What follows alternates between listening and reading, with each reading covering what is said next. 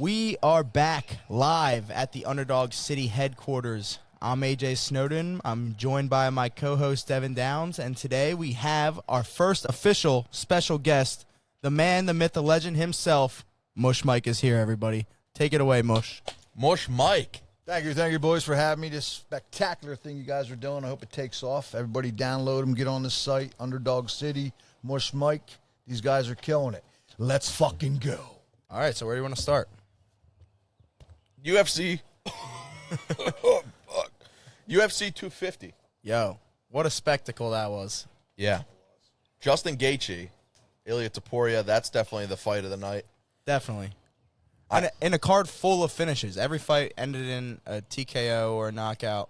The O'Malley one was pretty crazy. He saluted him. The walk-off salute was pretty wild. Yeah. Who did he fight? He fought, I don't know, Zahabi. Okay. The guy who looks like that reporter. He fought Ariel Helwani. Yeah. If you didn't know. But I know all the fights were good. Obviously, that Gaethje fight was insane. I thought after that second round, he was just eating body shots. And once Topuria usually gets it to the ground, it's kind of hard to get up from that.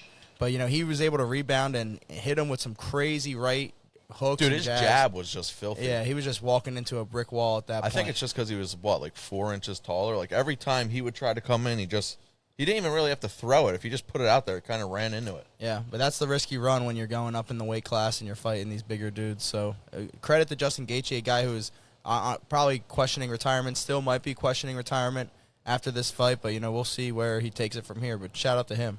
Got to talk to his mom before he makes a decision. Yeah. That's a pretty cool thing. Sorry to interrupt, boys, but you got to talk about the Derek Lewis fight. I mean, horrible. I thought you were out there. That was embarrassing. I think I could have taken him. But the funny part was after the fight when what's the guy that won's name? His name was Josh Hokett. Yep. He said, Michelle Obama is a man. I couldn't believe it. He did say that. I was like, this guy's nuts, and he's saluting. So there's a lot of crazy people out there, not just Mush Mike. He's a good character. He puts on a good... Yeah, he's a big gimmick guy. If his UFC career doesn't work out, he has probably got a job lined up in the WWE waiting for him. But I don't know, that arm bar that he had on Derek Lewis was just very poorly given. He couldn't get it. Technique-wise, I saw a bunch of big MMA guys critiquing the way he's even going about it, especially. What do you think he needed to do? I don't know. Thumb up? They were going. They said he shouldn't have went with the Gable grip. I don't know if you know what that is. Is it based off the wrestler Gable? No, I think it's based. It's like a type of hand grip that you do. But okay. They were saying he couldn't get his hips off the floor, and he was basically just holding his arm out like this. So he really wasn't doing that much. But Derek Lewis looks sloppy, man. He's got to hang it up. Yeah, he was just too out of shape. I mean, we kind of saw that last fight, which is sad because I love him, but way too out of shape to be fighting. Yeah, he didn't even give an effort really. I think he just wanted to get paid. Probably. They need to cut him. Ate that payday for sure. Ate it. Literally. He did literally eat it. I still want to talk about Topuria, dude. His face. Yeah, he got battered, man. I was able to tell from that fourth round, or right before, during the fourth round, that orbital bone was really poking out of the right eye, and it was scary. I've never seen someone's face look like that after a fight. And he's not a guy who usually gets bloodied up in his fights, so you could immediately tell that was affecting him throughout the whole time. Every time he was touching his face throughout the whole fight, and then after that brutal knee that he took to the ribs at the end of the fourth round, you kind of knew from there he probably wasn't getting back up. He immediately reacted to it, held his elbow to his ribs. And that Daniel Cormier was saying, why is Gaethje not taking advantage of having him there? And as soon as he said that, he got up and just wailed him with a knee. That was a crazy shot right there. One I wasn't expecting. He quit. I think he had to quit.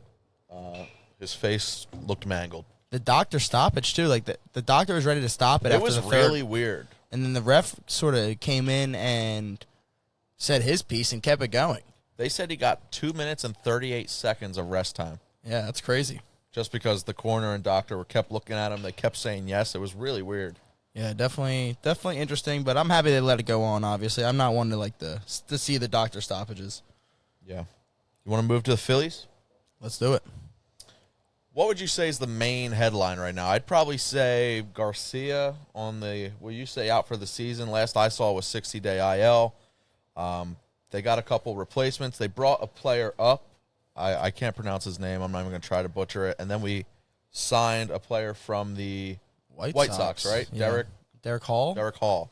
He's batting like 216, 4 homers. Yeah, just a piece for us to use. Platoon guy. It sucks that Garcia's going out, especially as he started to really ramp it up these last couple games that he was able to play.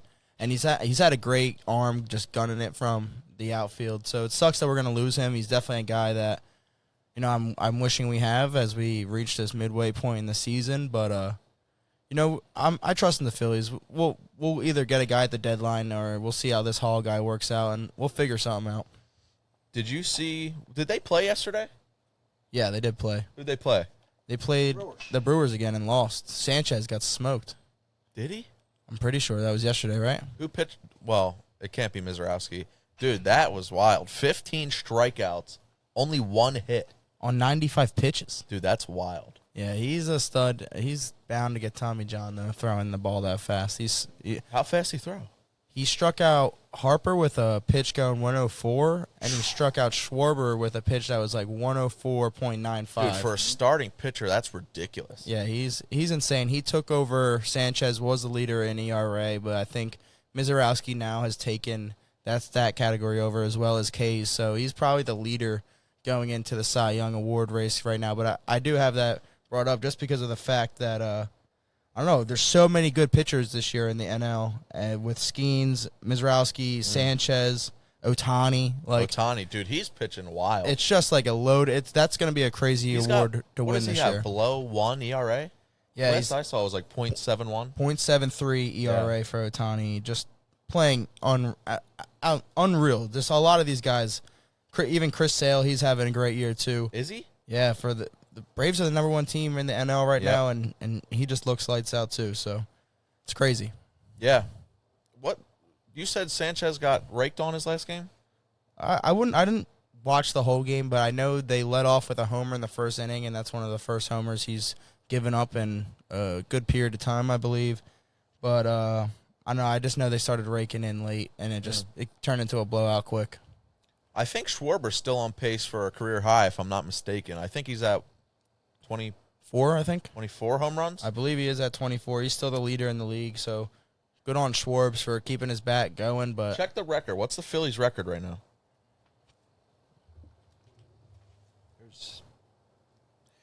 Here's Sanchez's stats yesterday. He was 5.2 innings pitched, 4 runs allowed, 8 hits. Oh, okay. 1 walk and only 3 Ks. That's not like him. He can't do good every single game. I thought he would have stepped up to try to match Mrs. debacle. Mizorowski? Yeah, whatever his name is. He did not step up. So that guy is number 1 right now. All right. Here's an interesting question. In a Game 1 situation, would you trust Zack Wheeler more? He's got the experience. He's been in the playoffs. Or are you going to go with the hot hand, Chris Sanchez, right now? Give me Wheels. Wheels has been there. He's got us through games. He's won playoff series himself before. Oh, yeah. I trust him. Let Sanchez be that guy that comes in Game 2, Game 3, even at Game 4 and seals the deal for us, because we at that point we'll know when he's playing with confidence, no one can really hit on him. Yeah. I don't know his ERA right now, but he's doing well himself. Right now, obviously, it's Sanchez, but Wheels is a guy who's proven himself in the playoffs. He's won games. I'm going to take Zack Wheeler personally, but Sanchez is a hot hand right now. It's not something that's like easily overlooked. No, definitely not. I'm going with longevity, just be in the fact that he's been there before. So I'd rather have Wheels in that situation. Is he hurt right now? I don't think so. Right? No, I don't think he is hurt. I just know we don't have to pitch him as often. 1.82 ERA, okay, but that's Sanchez. Dang, yeah, no, it's gonna be close, that Cy Young Award race. On the video we posted, top 5 Philly with Bryce Harper, a lot of people were saying he's not even top 10. I was just gonna bring that up as well. Someone wrote out a whole list of like 15 players, and they threw Nola on that list over Bryce Harper. Oh my God. I saw Cliff Lee on the list. Like Bryce Harper's, and he had Bryce Harper below those guys. So I don't know. I think he's still fringe. Maybe 5 is cutting it close, but definitely fringe top 5 or top 10. Someone said we forgot Chase Utley. We talked about it. It just wasn't in the clip, but I still think he's a top 5 Philly, maybe 5. Yeah, he's definitely up there for sure. He needs a ring to really cement his legacy here. He did have that crazy playoff run and that big hit too. That's really what he's puts had it insane. in the top 5 for me. He's just had insane playoff and just clutch hits his whole career in general. That's what's made him who he is. You have any thoughts, Mush Mike? Top 5 Philly? Bryce Harper? You've been around a long time. You know some Phillies. A couple other guys we forgot. We forgot like older players, Richie Ashburn, players like that. Hey, there's tons of guys, but for me, I don't think he's in the top 5 right now. Maybe when he's done his career, he would be, but there's so many good players in the Phillies organization. You know, Mike Schmidt, Carlton, Richie Ashburn. So how are you going to put pitchers in this list as top 5? I guess top 5 Philly. I guess you can include both. Yeah. We didn't really include pitching. But if you're talking top 5, I guess it's overall. You know, pitchers, players. What's the difference? Yeah. Yeah, I guess. You could do separate lists, but for one organization, that's tough. I don't have too much else on the Phillies. I don't know if you guys have anything you want to say. Turner, what's going on with Turner? I think he was 1 for 15 or 1 for 14 over this series. There's a lot of debate if we need to bring up somebody to take his spot. He's not hitting. But like I was saying, Turner, I don't know what's going on with him. He's not having a great season. Other guys are picking it up, like you guys talked about before in your first video. I'm real impressed with Marsh this year. Came out of nowhere. He's like crazy stats I've seen about him. What's the other guy's name? The second baseman. He's starting to pick up a little bit. I mean, here and there. Stop. Yeah, Sosa's always tough. I always liked him. I don't think he's a starter, but he's a great guy to to put in certain spots. So Turner's really disappointing me. Mush Mike does not like Trey Turner. Yeah, I was seeing something that we actually drafted Bryson Stott as a shortstop, and people were talking about possibly, trying him out in that shortstop position. Let Trey just, I don't know, sit for a little bit and just get some of this confidence back, because we know the type of player that Trey Turner is and can be, but he's just real cold right now, man. Even his throws aren't good. He's struggling, and he had a portion of that during last season where the fans all applauded him during his hit or something like that because he was just in a real cold slump. So I don't know. We'll see. I trust that he's going to be able to. He's a big-time player. I think he's going to be able to turn it around, but, I feel like a lot of times with Trey Turner, he just kind of doesn't, look like he cares very much. I don't know. I mean, he's not very emotional. Yeah. He doesn't play with a lot of emotion. He just kind of – and that's – honestly, that's L.A. baseball for you. They're just really emotionless out there. They just kind of play because they're in L.A. It's not Philly where we love this shit. Yeah. Let's move on to basketball. Basketball, let's do it. Biggest topic, Knicks win the NBA Finals for the first time since 1973. Congrats, but Yeah. Have fun burning the city down. Yeah, they were ripping apart buses, beating people up. Stabbing. One Shooting. person dead. That's wild. This would never happen in Philly. Some of it, but I don't know if I don't think people would have died. I got to vouch for our people. But, no, it's crazy. I've been seeing a bunch of stuff talking about, how the Knicks had both Brunson and Luka at one point, if you look back and think about it. And that was their 2019 Mavericks team. It was Luka, Brunson, and Porzingis. 2 years later, Porzingis leaves, goes to the Celtics. He wins a ring with them. 2 years after that, 2026, Brunson on the Knicks gets himself a championship, leaves Luka with no hardware. Yeah. So you look at that young group of stars that came into the league 5-6 years ago, like the Brunson, the Tatum, Jokic, Shea, and they all have hardware, but Luka's always praised to be one of these best players in the league. So is it the fact that he's playing a different sort of basketball that doesn't lead to wins, or you think he's just been on tougher teams? That's a loaded question. I would say I mean, you can't say he's not on loaded teams. I mean, maybe when he was first on Dallas, but then he went to a team with LeBron. They didn't have AD then, right? They didn't. They traded AD. They traded AD. That Lakers team has never been a championship level team. Dude, I think if you're playing with LeBron, Nah, 40-year-old LeBron also isn't a championship caliber player, sadly, but he's still a freak. But you're giving him, he's requiring $55 million a year. You can't build a team around a 40-year-old player making that much money and expect to really compete with anything. Although you do have Luka, one of the best players in the league as well, but I don't know. It just kind of puts him in a bad situation. And, yeah. You have Austin Reeves, DeAndre Ayton. Like, that's still a decent team. DeAndre Ayton's a great center. He gives you 10 and 10, 15 and 10. Austin Reeves can give you 40 on any night. But Luka, I still think they have an opportunity to win. Luka made the finals against the Celtics that year, 2024, right before they traded him. That was the Mavericks. Yeah, yeah. So he did have a big shot over Kawhi. He's capable of getting you there. He just they need to put a better team around him. But I just see people. He's getting a lot of flack just because a lot of these younger stars that are now really coming into their own in these late 4 to 5 years into their careers. You're just seeing him kind of fall down. No MVP, no just straight all NBA selections for him. I still think Luka's probably. I would take him over Brunson and Porzingis any day, or Tatum, or he's just a great player. It's there's a degree of luck in all of this.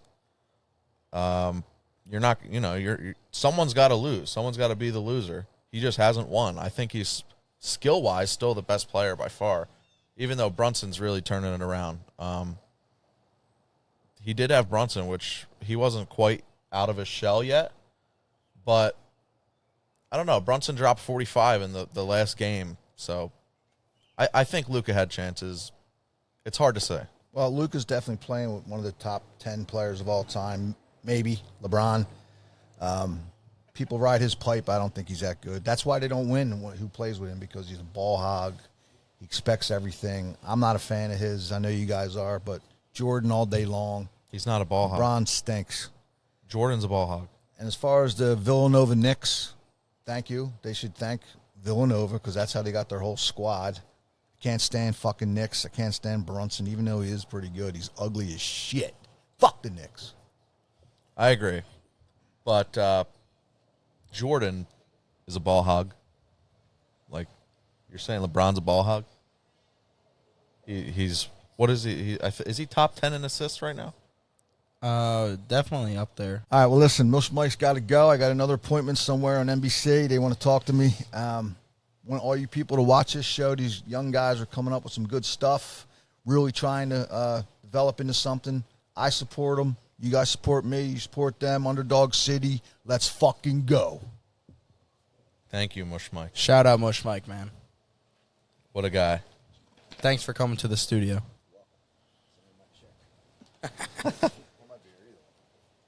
But I did want to keep talking about. Can we talk about his severe delusionalism?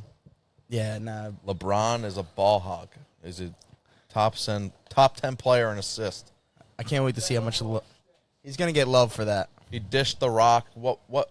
That was the bubble on the Lakers. He threw a pass to Danny Green when they said he should have went up with a layup. It was a great pass. Danny Green missed a wide open shot. LeBron always gives the rock up. I don't know what he's talking about. Danny Green, great role player, though. Oh, yeah. But I saw post-game, Brunson was being interviewed with his dad. I don't know if you saw this clip. They asked Rick Brunson who the best Knick to ever play is, and if it is now Brunson after this final series. Before I ask you who you think the best Knick of all time is, I want you to know that on live TV, after just winning the championship, this is the quote from Rick Brunson, father of Jalen Brunson. "I'm going to stop the argument, too. No disrespect. I love my son, but Patrick Ewing is the greatest Knick I've ever witnessed." Yeah, I was immediately going to say Patrick Ewing. But you drafted Pat Ewing as the number 1 overall pick. You know he was going to be like that. We're talking about a second-round draft pick, signed a free agency, took a pay cut for your team to inevitably be like this, and then drops 45 to put your team, to get them their first chip in 53 years. I don't know. I mean, it's definitely debatable. You're right. He brought them the championship. I just feel like Patrick Ewing was a beast, dude. He was so good. I don't know if you've really watched his highlights, but he did get dunked on by Pippen and stepped over, and that's one little moment. But I'm going to say he's the greatest Knick. Brunson, I'm going to give him 2. All right. That's fair. He won. I'm glad that, he's part of a Nova team. I have the Nova shirt on right now. So I'm not too sour about it. Jalen Brunson's that guy. 45 points, dude. Yeah. Karl Anthony Towns, 2 points. 47 combined points from the young duo. Yeah. That's like me and Mush in basketball. All right, getting into something I wanted to talk about last week. I know we talked about potentially getting some ideas together about Sixers draft prospects coming in to the draft. We have the 22nd overall pick. 22nd. Is there any guys that you've seen, looked at, or heard about? Yes, I've wrote down several because I was prepared for this topic. One of the guys I did not put on here, but I know is heavily looked at. I think his name is Dalen Swain. He's a 6'8", 220-pound. They have him listed as a guard, but that's more forward-like, more like a Paul George type build. He's a great shooter. He averaged like 17 points. I saw him in a lot of mock-ups for the Sixers. I wouldn't be mad at that. He can kind of do everything. He's a very good athlete. What school? He was at, I think, Texas. Okay. If I'm not mistaken. But I have a couple other guys here. Now I'm going to get to 2 that I would like. I think they are going to get picked higher than 22. If they fell, though, I wouldn't mind getting them. Chris Sánchez Jr. He is number 1 on my list. He's number 1 on your list. He's 6'11", 240, 33% from 3, 7.9 rebounds, 9.5 points last season. He's a freshman. He can stretch the floor. From what I've seen from him, he's played center for Houston, but he moves like a forward. Yeah. He's super aggressive on the boards, and offensively, I feel like he still needs some work to adapt to the NBA play style. To me, he gave me kind of like Dominic Barlow vibes. Yeah, a little bit. To where he plays kind of quicker, faster than how he looks. But ultimately, I think his ultimate upside would be like a Jabari Smith type of player, where he can play the 4 and still be long and, I can see that. and hit the 3. So I did like him just because of his size, and we need depth at the forward position for sure. Yeah. So there's another player here. I think he was drafted or mocked to go to Memphis because of the lack of John Morant. Chris Anderson. He's a Texas Tech guard, 6'3", sophomore. He averaged 18.5 points, 3.6 rebounds, 7.4 assists, 80% free throw, 41.5% from 3, with 1.5 steals. Nice. He's a guard, he's 6'3". I don't want the Sixers to take a guard this year, if I'm being honest. Yeah, I definitely think they do need to fill that wing small forward type position. That's why I kind of like Sánchez Jr. He's bigger, 6'11". He'd be good at the 4. But I wouldn't mind taking this guard. He's averaging 18 points. Yeah, I get that. I don't know. I just feel like we should want our backup guard this year, I feel like, to be a vet, to come in and be able to lead the offense. I don't want to put the hands of our offense into a rookie's hands ultimately next year, especially if we're trying to compete and get better actively. That's why I threw on this list. You're going to like this as a Blue Devils fan, even though you're rocking the Nova shirt. Isaiah Evans. I have him down as a guard/wing. He might go a little earlier, but he spent 2 years at Duke. Yep. In his 2 years there, he's averaged 38% from 3 on this past year. He shot 7.4 attempts per game, so he's not afraid to let that thing fly. Yeah. He would need to put on some size in the NBA. He's nicknamed Slim, I believe. That was what he was nicknamed. He's a very thin guy. Yeah, but he's aggressive, man, and he's a pure scorer, and he's not afraid. He reminds me a lot of a Kelly Oubre, and something that he could develop into that same sort of role that he's in right now, where he could start a couple games or he could come off the bench a couple games and just fit in with the current roster we have. And he's honestly probably my favorite. I wouldn't prospect. be mad at that. He's a great player, dude. His offense is insane. He had a couple great games in the tournament this year. Yeah. It's ironic his Instagram handles get a hand up, and then he got that shot whacked over him. Yeah. Just standing there. But sad. Overall, I really like Isaiah Evans. I would definitely – he's a little thin, like you said. He's got to put some weight on, but he's a shooter. Yeah, he's not afraid to shoot. He's a little bit smoother than Kelly Oubre, I'd say. Yeah, no, so that's a guy – I think he could probably go earlier than 22, but I would like to see him possibly fall to the Sixers and would be kind of ecstatic if that was the guy we ended up taking. Yeah. I have two other guys. I've seen this guy more talked about, more like rumored amongst the fans in conversations. Joshua Jefferson. He's 6'9", 240, so he's a little bit bigger. He's got some weight to him. He's a forward out of Iowa State. He played for St. Mary's to start. Last season, he put up 16.4 points, 7.4 rebounds, 4.8 assists. He's got, I would say he's the most versatile. You can kind of put him on, as far as like defense, he could pretty much guard. I wouldn't say maybe the point guard, but he could pretty much guard anyone. He doesn't have like the highest vertical. He's not the freakiest athlete, but he's a great player. Some comparisons they compared him to: Boris Diaw, Kyle Anderson. He shot 34% from three, 70% from the free throw line. I like that. Yeah, not bad. I wouldn't be mad at that. The next guy I want to talk about is a 7-foot center, hailing from the University of North Carolina. His name's Henry Vassar. Haven't heard of him. He's 7 foot. He was a starter for the what is the UNC? What are they? UNC. What are? Oh, Tar Heels. Yeah, the Tar Heels. That's that guy. Okay, yeah. The tall white dude. He can stretch the floor. He shot 42% from three this year, getting 3 shots up a game, which isn't a lot, but he averaged 17, 9, and 2. The biggest concerns for him were just he's kind of has a smaller frame, and whether he'll be able to keep up defensively or not with, the regular bigs in the NBA, in today's game especially. But I don't know. I liked him. I liked the way he also wasn't afraid to shoot, and I think that's just like a trait that you need in today's day and age. You just got to be able to let it fly. We can't have another Ben Simmons situation where people are just not guarding it. We even have Andre Drummond shooting threes now. So we do. That's why I kind of like that original pick, Dalen Swain. He can really shoot the ball, and he averaged 17 points. I feel like we kind of need a wing 3-and-D type shooter. He's a great athlete. I wouldn't be mad with any forward or center take. Yeah. I also have one more, Koa Pete. He was on this Arizona team that they lost to Michigan. He is he's a freshman. He averaged 14 points, 5.6 rebounds, 2.6 assists, 6'8", 235. He's an elite athlete. Yeah, he's a physical guy. He's heavily mocked to go to the Sixers. I've seen him in plenty of mock drafts.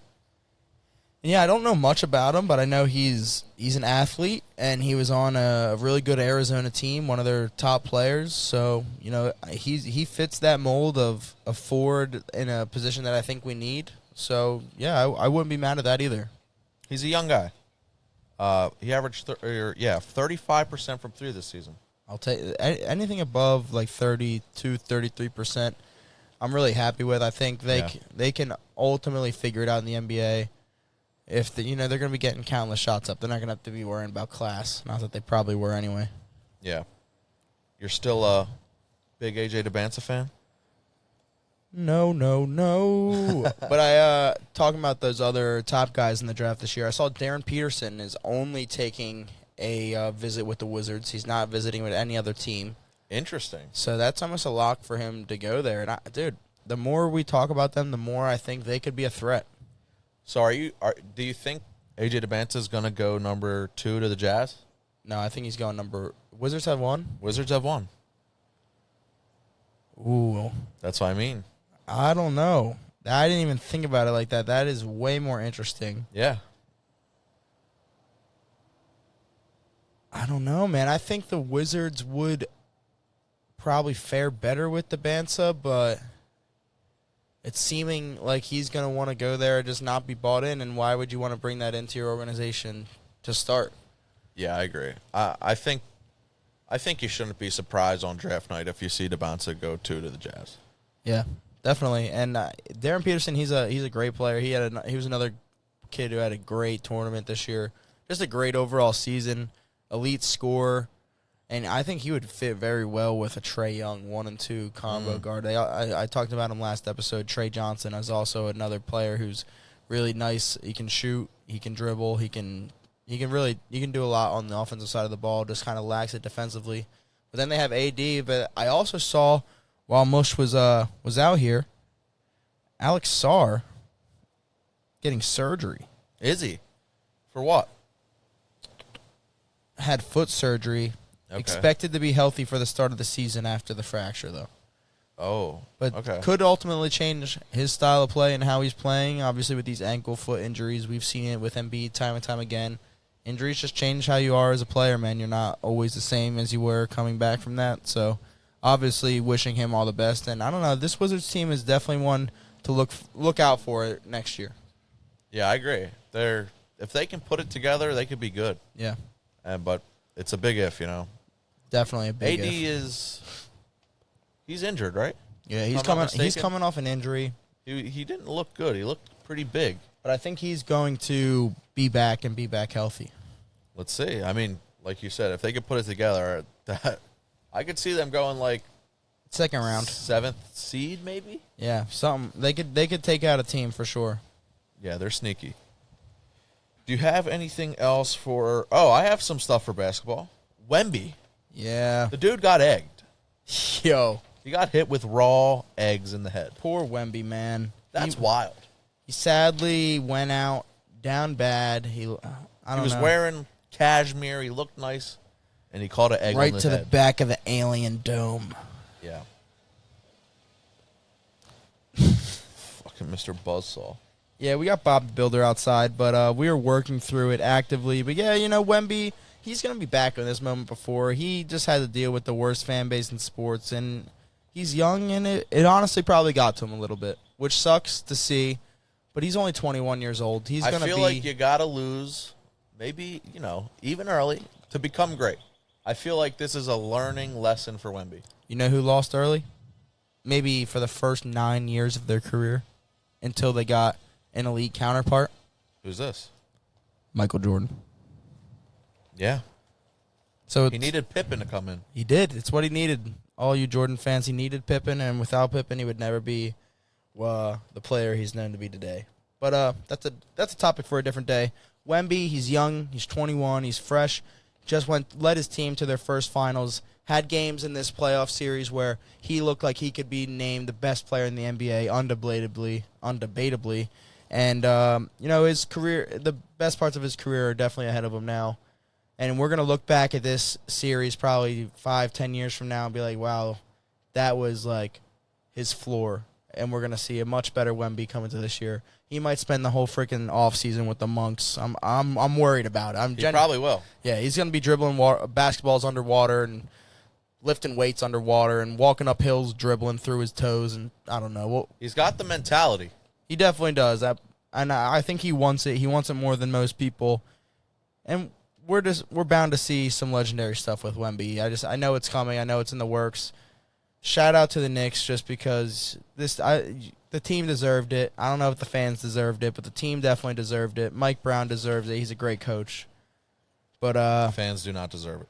It just sucks to see both of our teams this year go down to champions. Yep. Carolina. Carolina Hurricanes. Yeah, Christ. But not yet. That ended last night. Some ex-Flyers out on the ice last night. Shane Ghost won it with the Canes. Good to see him get a Stanley Cup. Obviously, a great Flyer from back in the day. I was a big fan of Ghost. And Carter Hart ultimately on the Golden Knights, a guy that the Flyers should have right now, but sadly we don't due to some allegations and things that went down in the past. But we're going to see the Flyers come back and bounce back. We had a good rebuilding year this year and put us in the right direction going forward. And when you go down to two of the now champs of their respective leagues, it makes you feel a little bit better about losing. So, ultimately, it's only going up for us. Hopefully, we'll see. Young team. I like Dan Vladar a lot. I'm not a big hockey guy. You said, what's his name? Carter Hart. Carter Hart. You said he's better than Dan Vladar? Definitely. Yeah, no, Carter Hart's real deal, man. He's a stud of a goalie, young too, obviously. And, we're just going to have to watch him be great now that we lost him. But it is what it is. We'll get better. I'm going to ask you another Sixer question before we get into football. Hit me. What part of Tyrese Maxey's game needs to develop for him to be a MVP, number one option level candidate? I think you just have to see him fully come into the moment when it gets to this late stretch of games. Yeah. Like, how many times this series were we seeing Jalen Brunson just take over fourth quarters and make it his own? Yeah. Especially in that game 5. Is that what they wanted in, 5 or 6? Mm-hmm. He had 15 points in the fourth quarter and just kind of cemented himself as the best point guard in the league right now. Yeah. He looked unguardable. Every shot was going in, and if it wasn't a good shot, he was kicking it out for the best look he possibly could have found. So that's obviously not what I want to say as a Sixers fan. But if Maxey has to take that next step, it's getting to that Brunson level where the moment's yours. It's not looking for Embiid down the stretch. It's more confidence. It's your ball, and it's taking it to wherever. You're averaging 28 points a game. I feel like you just have to have more confidence. Like you said, there's times he's giving up the rock. He's not having the rock. You saw it with Brunson. I was giving Tyrese Maxey that edge over Brunson before the playoffs started. I was saying he was better. And then you saw I got proven wrong as soon as the playoffs started.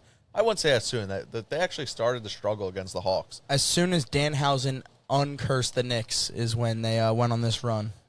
Mr. WWE. Yeah, I don't know. I think he has a part to play in it. I think he's going to be a New York staple for years to come after this. I know guys like Ben Stiller and freaking Spike Lee are loving him. But, yeah, that's gaining a lot of traction in the news. We don't got to go all in on Danhausen again. But crazy that the curse is real. The curse is real. The curse is real. You are cursed. Eagles signed a couple new players. I don't know if you actually saw. I did. I don't know how to say the one guy's name, I'll be honest. AJ Espinosa. Yes. And Michael Jordan. MJ is playing for Eagle. the Birds. Yes, let's go. He's a guard. Yes, offensive guard. Able to start some games last year with the Bucks, I believe. 9 games started. Yeah, I don't know. I don't think we really brought him in to be a starter, to be honest. But I think he could be a guy. We usually deal with lineman injuries throughout the season because it's a long year. So if we just have a guy who has game playing experience, that never hurts. But I would like to see Steen probably get the start next year on the O-line with Lando playing left guard. And I don't think anyone's taking Jurgen's spot at center ultimately unless we see him go down with injury. But I don't know. It's definitely a piece to look at for sure. I think the more interesting piece would be Espinosa, the D end, because I think he's not a bad player at all. I actually have his stats pulled up here. In his 6 years with the Bills, last year being probably not his best year by far, just because he saw limited gameplay. He had 2.5 sacks, and he had 2 picks last year. So I don't know if he was playing more of a outside linebacker type of role. But he's had multiple years with over 6.5 sacks. 6 years into his career, out of Iowa. I actually liked him out of Iowa. He was a guy that I wouldn't have minded the Eagles taking. But just more depth, man. That's ultimately what we need is guys who can come in and play. And I think he's going to get thrown into this scheme, and we're going to see him just be able to play like he hasn't been able to before. Interesting. I think the Eagles needed more depth with that offensive line. Like you said, there's injuries. So bringing in Michael Jordan, I feel like that's a good pickup. bigger news right now a little bit. Jalen Carter is sitting out of team drills. He's at the camp, but he's sitting out of team drills. He's looking for a bigger contract. Yeah, I don't think he's going to get that contract probably till next year. I assume we pick up his option, and we So don't. how does that work? I'm not totally So big on rookies this. get 4 years on, especially first round rookies. They get 4 years on their base contract. I'm pretty sure, and then you can have the option whether or not to accept or decline the 5th year. Gotcha. And then, which obviously, if I'm the Eagles, I'm accepting it because that means you don't have to pay him as much money, and you can push that contract off to next year. But So how about this? What if he plays like a monster, and then you're going to have to pay him, right? yeah, but that's what you want, and he's a guy you're gonna have to pay anyway. He's already a freak. He's already won a Super Bowl. He cemented himself. He should have been the number 1 overall pick if he didn't have off the field issues a couple years ago when we went to draft him. So Everything's a financial standpoint, son. They're not going to want to pay him more if they could pay him less. So I don't know. That's up to Howie Roseman to decide. But I think we're going to give him the bag regardless. He's like our Fletcher Cox of the new age. He's a guy that, your D-line's built around him. I think you're more willing to not pay a Nolan Smith but they're both going to be on contract years. So it's definitely something to look at just because of how young the team is. You don't realize because of how good we've been, how young that we are. Like DeJean's going to need a new contract. Quignon's going to need a new contract. Nolan, Jalen Carter, they're all still on rookie deals. So looking at that, you're just going to have to know where you're going to want to play your money, and that's why we're not afraid to let people go if that's what they want to do, because we have the best front office in the NFL, and they know that they can find guys that are going to want to come here and that are going to want to fit the scheme, and it's going to work out. Okay. So I'm going to move over to the offense a little bit. Do you think that Smitty is going to fill the shoes of A.J. Brown? And here's another part to this question. Do you think another player is going to fill the shoes of the role that Smitty played for us? That's tough. I don't think that our wide receiver 2 is going to be the caliber of receiver that Smitty was. And I don't even think that Devontae Smith is going to be the number 1 receiver that A.J. Brown was, just because I think they have 2 different play styles. I think we're going to use Devontae Smith more in a way that the Vikings use Jettas. Okay. Where he's catching and running in regards to just chucking it deep and letting him get that 50-50 ball or, throwing the fade, throwing the post, throwing that deep ball. But don't get me wrong, Smitty's still that receiver that can get up and go get it. He's just a smaller frame, and he's better at doing other things. So we have to be able to exploit the things that he's better at doing in regards to what we were doing with A.J. Brown. So I think that he's obviously going to have a great year. I think he's going to have probably his best year of his career, I'm hoping. I agree.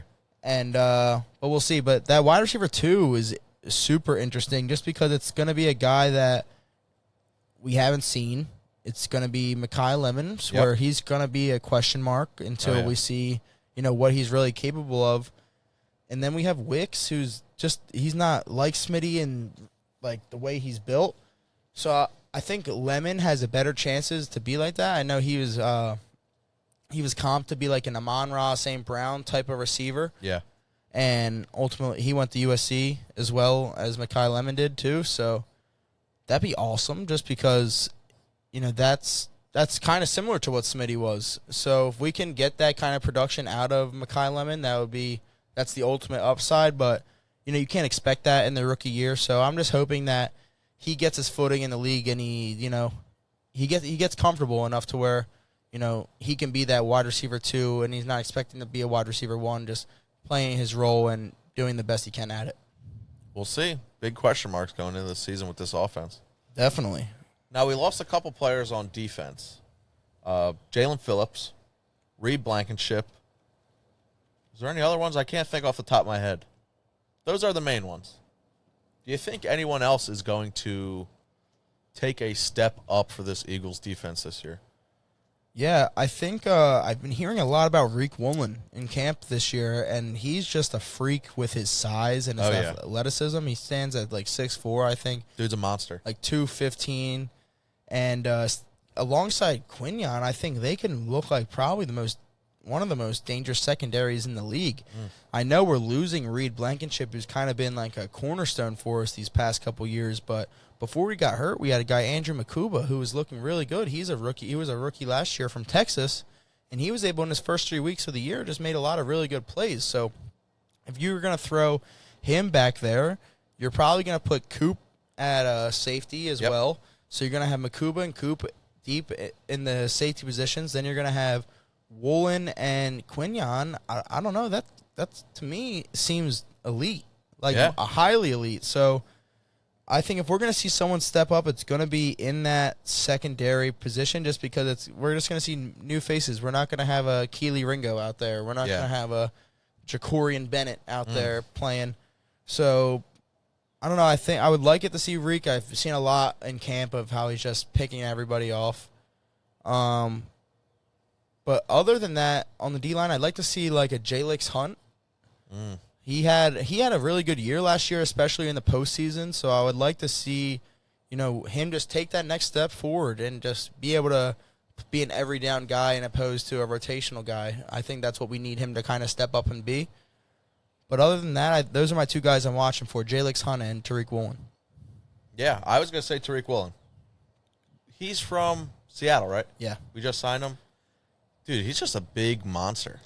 Yeah, he's a little bit of a head case, but he's long, but he's a freak athlete. He's quick. He can jump, and I don't know. I think he's gonna be a real big player for us this year. Yeah. You have any other topics for me? All right. So I know you are getting the chance to go to a FIFA World Cup game. I am coming soon. This week, right? Yep, Thursday, 4 p.m. So by next episode, you will have been to the World Cup, and I want to ask you if you know of the Rocky Curse. I do not know of the Rocky Curse. So in the past, teams more in the NFL have gone when playing the Eagles, most likely in the postseason, to the Rocky statue and have dressed it in their colors and their uniform. I think I have seen this, actually. So this is dating back all the way to 2017 when the Vikings came and played us in the NFC title game where Nick Foles ultimately had to start and had his legacy game there. So that game we beat them 38-7 after they dressed up Rocky in their uniform. Then in the Super Bowl, the Patriots thought they could come in and do the same thing after we beat the Vikings. We ultimately ended up beating them 41-33. Then a couple years later, we see the Giants in the divisional round. They got their asses whooped 38-7 as well. Then that year in the NFC title game, we ended up playing San Fran. They also dressed up Rocky 31-7. And then most recently is when we played the Washington Commanders. We beat them 55-23. I don't get it. Why? I mean, clearly there's a track record of losses. Why would you do that? Yeah, no, seriously. So I see yesterday, Ecuador plays Ivory Coast, and it was actually getting a lot of praise that these Ecuadorian fans were like just having a good time. They weren't trying to disrespect Philly. They were just loving the culture and having fun with it all. It got a lot of, it was well praised, but they ended up losing to the Ivory Coast. Sadly, falling to the Rocky Curse. So Ivory Coast moves on, and I know that's who you're going to see this week, so I thought you would find that a little interesting. That is interesting. Curacao and Ivory Coast at the Link, 4 p.m. I'm looking forward to it. It's going to be interesting. Yeah, I think it's going to be jam-packed. You got to try and get some footage. I'm going to try my best to get out there with you for some pregame action, but absolutely, definitely get some footage. Oh, yeah. We can show everybody out there. Absolutely. Me and Mush Mike. Yeah, you guys are going to be out. Not the biggest soccer guys, but yeah. What can you tell me about Ivory Coast? Anything? Nothing. Nothing about the Yaya Toure. Yeah, is that who on the team? I've recognized that name. Nope. I'm just while ago. Well, Yaya Toure. I think he was on Man City. We're USA fans in this tournament. Obviously, we want to see them win. Oh yeah, Pulisic. Even though we isn't it Pulisic? I don't know. I think it's Pulisic. But we obviously want to see, the Americans, do the best in the World Cup. I know they always haven't been because we usually go down to this South American teams, and they usually take us out. But you know, you never know. It's always interesting to see, and it's exciting that we get to see it in Philly. So yeah, I don't know if it'll ever be back in the USA. you don't think Not in our lifetime. it's not usually in the USA? Are all the games in the USA? No, So how does it work? I don't know. You're asking the wrong guy. Yeah, we're not Not soccer guys here. But God you know, bless the link. God bless soccer. yo, but as this tournament progresses, you're going to see us learn a little bit. Yeah, for especially sure. with him going to the games. We're going to talk about it more and more as it keeps progressing. Yeah. But Yaya Toure. yo, definitely want to. Good luck to USA. I don't know. I know I was hearing Messi had a crazy assist in one of the games. Don't know. But yeah, no, we'll see. We'll talk. We'll get to the World He Cup won as, last time. as it gets. Yeah, no, he did Beat win. Mbappe. Yeah, he's nasty. Mbappe. Yeah. But we'll see as that keeps progressing. But yeah, I don't really know that much about the World Cup, but going to learn. Got any non-related sports topics you want to talk about?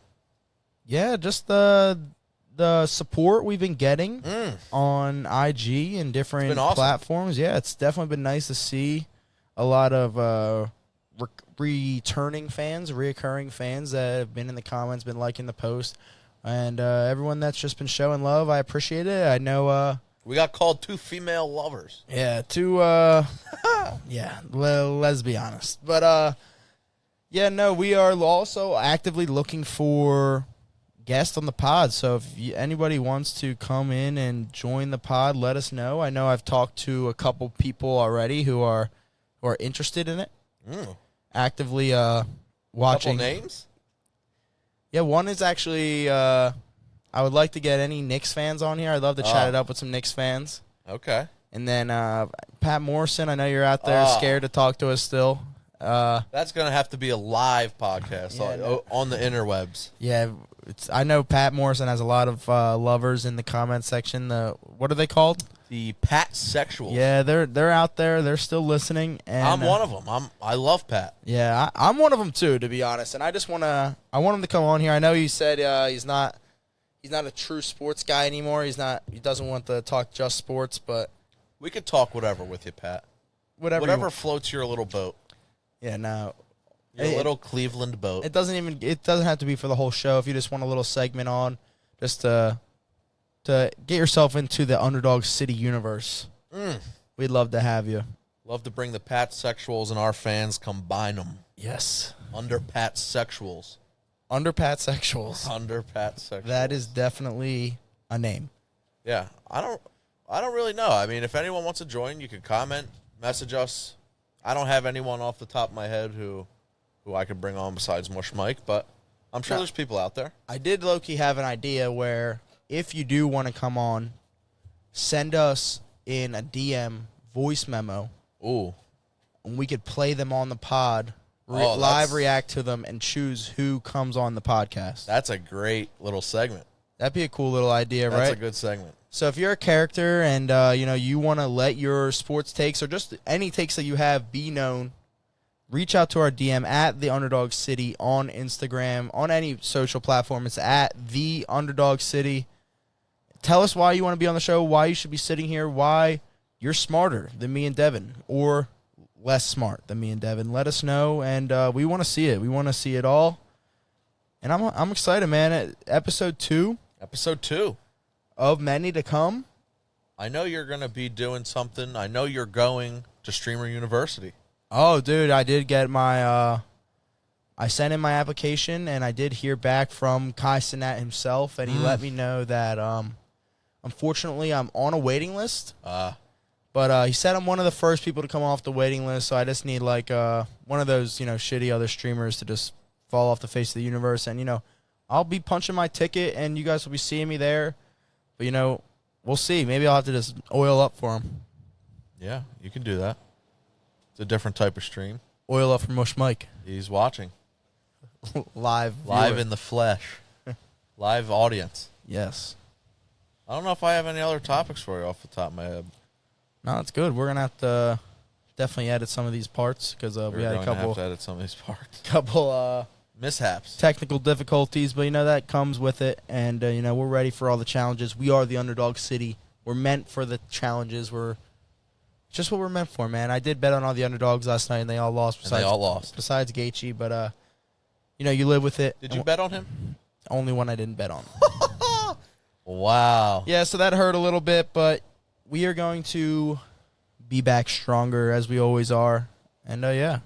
Episode 2, loud and clear. Episode 2, loud and clear. Spotify, YouTube, Apple Podcasts, maybe some other ones to come soon. Yeah, if you guys can't get those platforms, let us know. We'll go on your platform. We will go on your platform. Just for you. Except for the Minifan Network, we'll never be there. Oh, Pat's gonna lose his mind. Big Barstool guy. Let's get Pat the Barstool. Pat the Barstool. That's the goal here. Let's get Pat into Barstool. You see the hat? Pat Stool. Pat Stool. Pat's stool. That's it, folks.